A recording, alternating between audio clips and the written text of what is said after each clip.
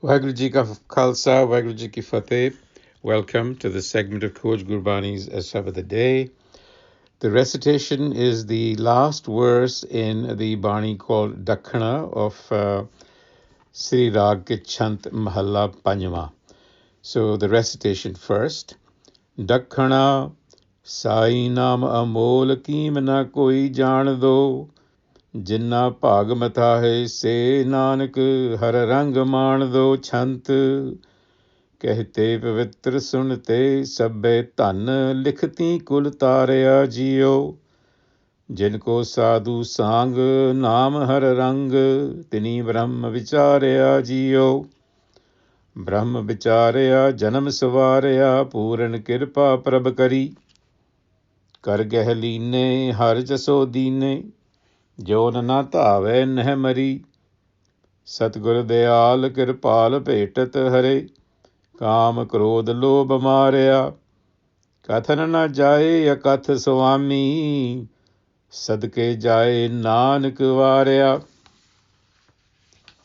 So in this passage, Sai Naam Amol कीम ना कोई जान दो जिन्ना भाग मथै से नानक हर रंग मान दो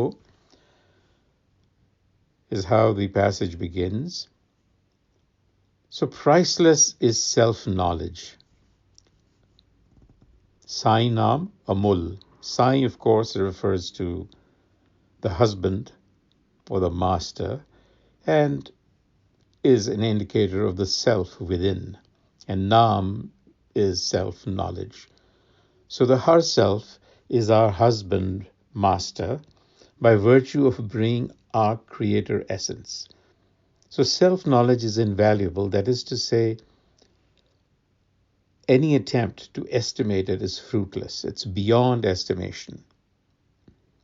And fortunate are those who enjoy union with the self. So now we have to interpret Jinnah Pag a little differently, because it says Jinnah Pag matha se nanak har rang maan do. That is to say, those who are fortunate find it through knowledge or wisdom from the Guru. Jinnah Pag oftentimes is interpreted to mean, well, those who are destined or who are fortunate.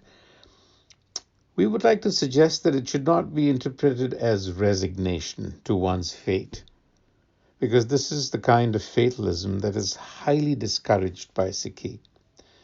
So what is being said here is that those who have been inspired, motivated to seek out this knowledge and are fortunate to find the Guru, they then have this invaluable experience. कहते पवित्र सुनते सब धन लिखती कुल तारया जिनको साधु संग नाम हर रंग तिनी ब्रह्म विचारया जियो. Those who pay heed to the Gur, to the wisdom, are indeed worthy of congratulation. Tan here means congratulatory. It of course is used to denote a feminine principle as well as wealth. But looking at the context, this saying say tan also means congratulatory. So those who paid heed to good wisdom are worthy of our congratulation.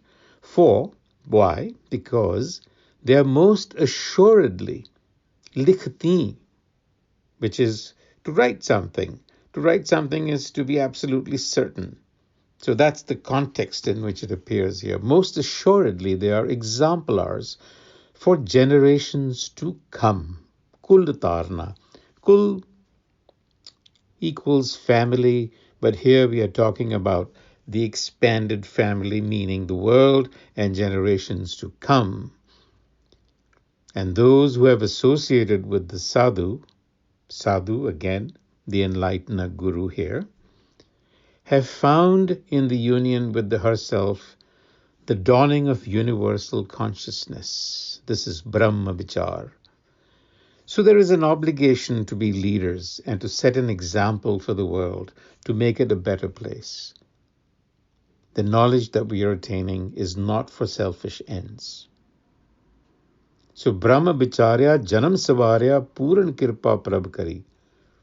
So the merciful light of wisdom, the Prabh, is an attribute of the Har and indicates wisdom. It's illumination of the intellect with universal consciousness. That is what is achieved, Brahma Vichar. And the unity behind diversity is perceived. And so life's purpose of oneness is achieved. Puran. That is really what is meant here. Savarya is an interesting word, Janam Savarna. Savarya is to accomplish something, to achieve an end, a desired result. And Janam, of course, the birth of our life, of our presence here on earth. Interestingly, Savarya comes from Savar, which means to ride, like riding a horse. And so the hint here is that we need to be skilled horsemen. In other words, we need to be skilled like a horseman to drive the purpose of our lives. Because, if you ride a horse and you don't really know how to control it, well, it's going to control you. And that is what pretty much happens with us. We get controlled by our circumstances and events. We don't control them. The suggestion here is reverse things around, turn the tables, become the rider, control things. And then, in another nuance, the Guru says, when the enlightener led me by the hand and instilled in me the qualities of the self, karge line har jaso dine. Karge, ga is hand, being led by the hand or being held by the hand. What happened then? Jonana tave nahmari. I escaped the self-perpetuating cycle of birth and death. And when the kind and compassionate true enlightener unites with the herself, the mind is no longer a prisoner to lust, anger, and greed. Satguru Dayal Kirpal Bhetat Har Kam Krodh Lobh Marya. So a couple of things here. One is, of course, the reference to Jonana tave nahmari. Jon is womb. It is where one is generated from, where one comes from, where human life comes from, is a womb. And it suggests some sort of self-perpetuation, which a lot of us are uncomfortable with, because it seems to suggest that there is a reincarnation, or that we come back in some ways. And so we have a situation where many people will deny it outright, whereas there are those on the other side who will swear by it and take it literally. We would suggest that an attitude of openness and reflection is the healthy way to look at this, because we need to ponder some things. For instance, we see that the ecosystem that we live in is constantly recycling.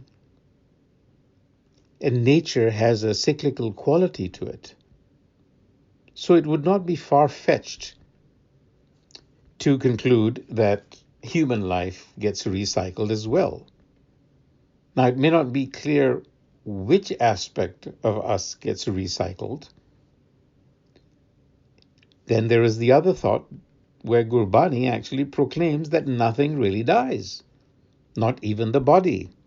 It is simply changing its appearance. It's much like a drop of water that evaporates. It disappears. But that doesn't mean it's no longer there. It has assumed another form. It has just gone from the appearance that was visible to us. Likewise, the body decomposes, degrades into its constituent parts. So we are not coming to one conclusion or the other. We are simply suggesting that listeners who are interested in this, and should be, because you will find yourselves encountering this particular term or phrase virtually on every page of the Guru Granth Sahib. So we need to have a handle on what exactly is being said, to be satisfied and not to kind of either evade the issue or to take a rigid stand.